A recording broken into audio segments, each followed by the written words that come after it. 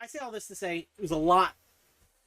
People outsourced thinking a lot back in those days.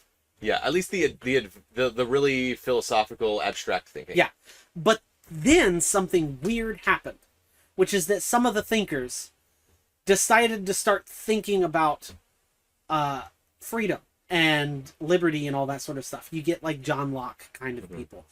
And they are using Christianity. So this all started after the Protestant Revolution. So once you throw off the bonds of the Pope and people start to get into a little more free thinking, they start reading the Bible for themselves. All of a sudden, they're starting, okay, well, I'm thinking free now, and I'm reading the Bible myself, and I look at the Bible, and boy, it talks a lot about freedom, and, you know, maybe it's talking about freedom more in the metaphysical sense, but there's a connection between the metaphysical and the physical. I'd argue it's way more literal than it is metaphysical. And I think it's both. And I think a lot of these guys were catching on to that. Primarily literal in most places. There are exceptions. There are specifically poetic sections.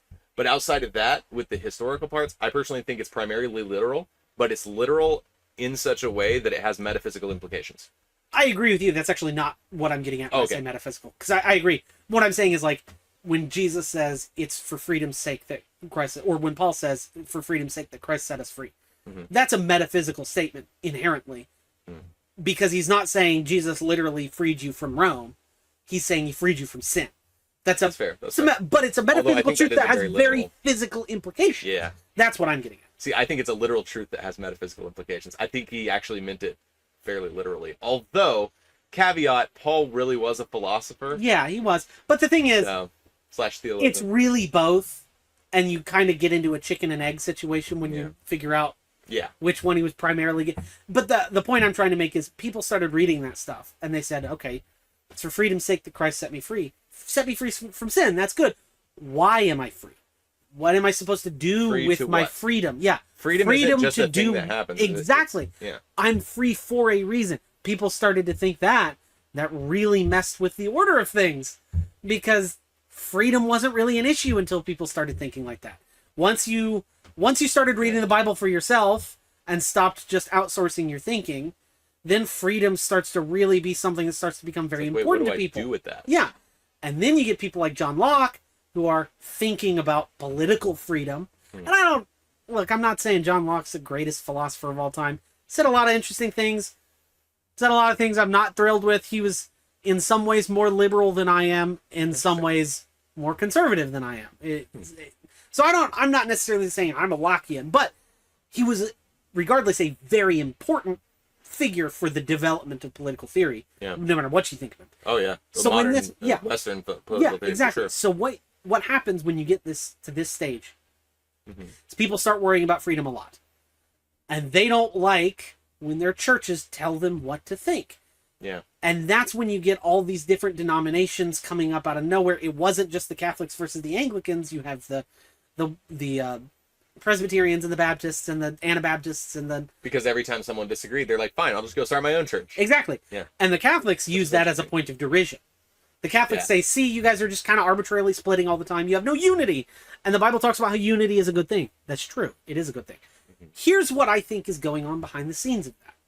What I think is going on behind the scenes of that is God always makes sure that his gospel has a platform throughout all of Christian history. He's always made sure, no matter what's going on in the world, the gospel is being preached and being taught and being pushed out. He's always made sure of that.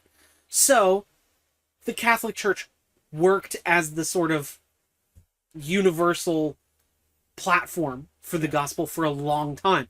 And in fact, despite all their issues, they did a pretty good job. Yeah, they did. And if I had to guess, I'd probably, frankly, say that's God's preferred method.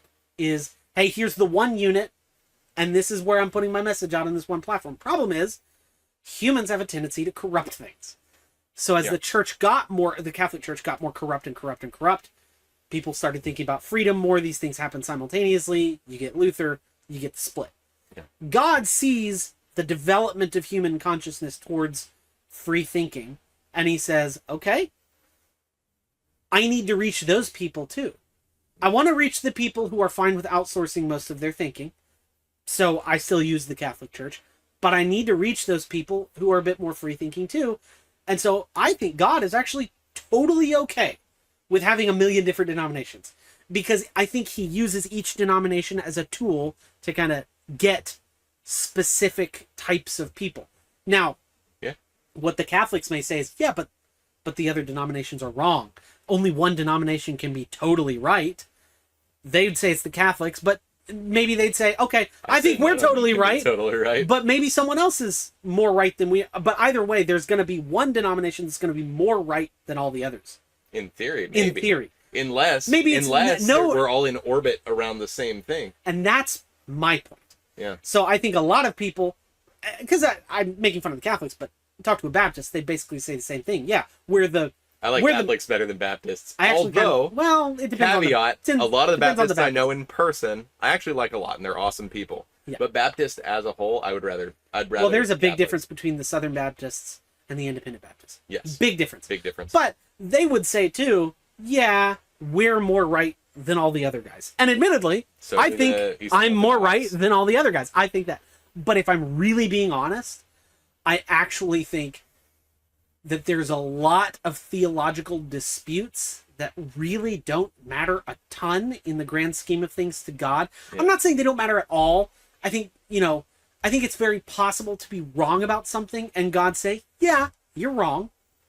And you are wrong, because God... Isn't that just... Objective, well... Isn't that why he died for us? Well, yeah, that's... Because it's like, we were wrong about things, and he's like, you know what? You're not going to get it right. Let me come and fix it for you. Exactly. And so I think... I'm not saying that God doesn't care about the truth, and I'm not saying there isn't a truth, one truth. There is one truth. And I think God's sitting up there in his perfect wisdom, noticing how everyone is deviating from the one truth, whatever that is. Maybe if the Catholics are right, it is the Catholic Church, okay? I don't think so, but maybe it is. And maybe he's noticing how everybody's deviating. But I think he's okay with a certain amount of deviation. Obviously, you go too far, you get into heresy. Yeah. That's a different story. But he's okay with a certain amount of deviation, particularly in the administrative side rather than the theological side, on how you conduct the business of your church. I think he's pretty okay with deviations over there. And so he uses those deviations to get to different people. And I'll use the example of my church, the Vineyard Church. I go to a Vineyard Church. Vineyard, nationally, is a very casual church. It's a church designed for the casual people because it was founded by hippie surfers in California. Yeah. So the Vineyard is specifically designed, you might say, to go after the people who love being barefoot and casual, and to whom the formality of other churches would be a barrier to entry. Now, the formal churches might say...